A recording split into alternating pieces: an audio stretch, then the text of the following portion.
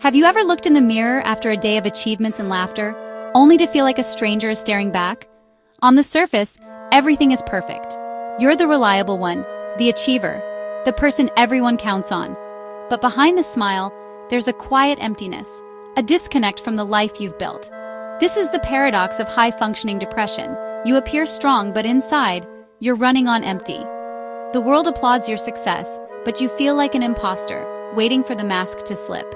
Today, we're pulling back the curtain on high-functioning depression, exploring the subtle signs that often go unnoticed, even by ourselves. If you've ever felt this way, know your feelings are real, and understanding them is the first step toward reconnecting with yourself. Outwardly, you're the picture of productivity, the epitome of someone who has it all together. Meeting deadlines with precision, proactively starting new projects with enthusiasm, and always moving forward, seemingly without hesitation. Yet beneath it all, masked by your accomplishments, there's a persistent sense of pointlessness that taints every achievement, leaving you feeling strangely unfulfilled. You might start something new, diving in headfirst with optimism, only to have the initial excitement quickly fade, replaced by the nagging question, what's the point of it all? This isn't laziness or a lack of ambition. It's not about being unmotivated. It's depression subtly draining the meaning and joy from your efforts, making everything feel like a chore. It's like running a marathon with no finish line in sight, an endless pursuit with no tangible reward. You jump from one thing to the next, hoping the next endeavor will finally ignite a spark and make you feel something real, something meaningful, but the emptiness follows you relentlessly, a constant companion. The cycle makes you feel unreliable and inconsistent, adding layers of self-criticism and doubt to the already heavy burden. From the outside, people see ambition and drive. They see a go-getter. Inside, however, it's a quiet desperation, a silent battle against the void. You might even begin to doubt your own judgment, wondering if you're fundamentally incapable of experiencing true satisfaction or lasting contentment. The energy that should be invested in feeling proud and accomplished is instead consumed by the sheer effort of just getting through the day, one step at a time. The real race isn't against time, against the ticking clock. It's against the overwhelming exhaustion that threatens to engulf you. Recognizing this internal struggle is the crucial first step toward practicing self-compassion and understanding. Instead of blaming yourself for feeling this way, take a moment to pause and ask, what underlying factors are contributing to me feeling this way? You're not wasting time or being unproductive. You're navigating a profoundly difficult internal experience that demands immense strength and resilience. Acknowledging the weight of this invisible battle is a powerful act of kindness and self-care that you deserve. For many with high-functioning depression, a harsh inner critic drives them forward. It's not healthy motivation. It's a relentless voice demanding perfection in every area of life. Anything less than flawless feels like failure. You push yourself to the limit, saying yes to everything, terrified of letting anyone down. The goalposts always move, achievements are dismissed, and new, higher expectations appear. There's no room for rest or celebration, just chronic stress and self-judgment. Small mistakes become proof of incompetence. Fatigue is labeled as laziness. You hold yourself to impossible standards you'd never expect from others. This constant self-criticism erodes your well-being, fueling anxiety and hopelessness. Others see dedication and hard work, not the internal cost. Learning to challenge this inner critic is vital.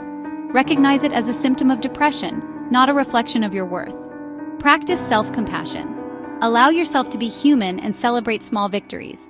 Treat yourself with the kindness you give others. It's a slow process, but it's how you quiet the bully in your mind.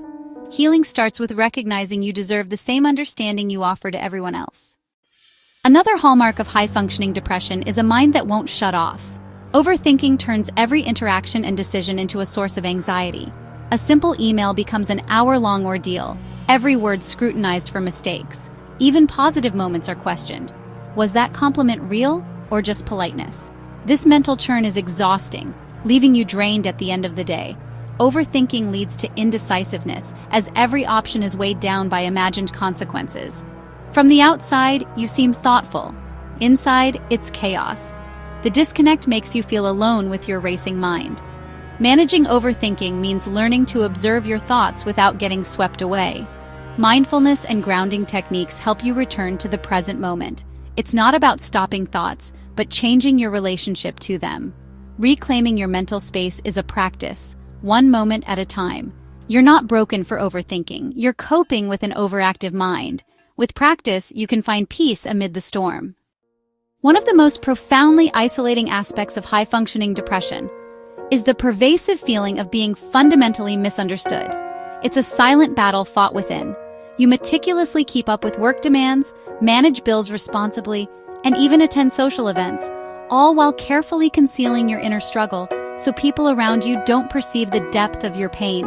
And then, when you finally gather the courage to open up and share what you're going through, you're often met with disbelief. But you seem perfectly fine. How can you be depressed? Or the even more invalidating, what do you even have to be depressed about? Your life seems great. These comments, though often delivered with good intentions, ultimately minimize the intensity of your pain and insidiously make you question the validity of your own feelings and experiences. You simply don't fit the stereotypical image or outward presentation of what depression is supposed to look like, so your internal struggle is frequently dismissed or overlooked entirely. This, in turn, leads you to downplay the severity of your own suffering, often minimizing it even to yourself, adding layers of unnecessary guilt and shame to an already heavy burden. The more effectively you function outwardly, the less likely people are to believe that you're genuinely struggling inside, and consequently, the more pressure you feel to constantly push yourself to prove that you're okay, even when you're far from it. The resulting loneliness is immense. You can find yourself surrounded by a multitude of people and still experience a profound sense of isolation, feeling completely alone in a crowded room. The carefully constructed mask you wear serves to protect you from unwanted scrutiny and judgment, but it also inadvertently keeps you from receiving the genuine support and understanding that you truly need. Remember, your ability to maintain a functional facade is not, in any way, proof that you're actually okay. Rather, it's a powerful testament to your incredible resilience and inner strength. If you've ever felt this way, please know that your struggle is undeniably valid and worthy of attention. You absolutely don't need to justify your feelings to anyone, nor do you have to wait for a full-blown crisis to erupt before you deserve to seek and receive help. The often vast and exhausting gap between your complex inner world and your outward performance is a very real and significant experience. Acknowledging and validating your own struggle, even when those around you may not readily see or understand it, is a powerful and essential act of self-advocacy. You are inherently deserving of compassion, understanding, and unwavering support. At the core of high-functioning depression lies a subtle but pervasive shift in emotional experience. It often manifests as a persistent sadness, or perhaps even more insidiously, emotional numbness. This isn't the acute, sharp pain of a recent loss, but something far more chronic. It's not dramatic grief, it's a quiet ache, a constant companion that subtly drains the color from your days.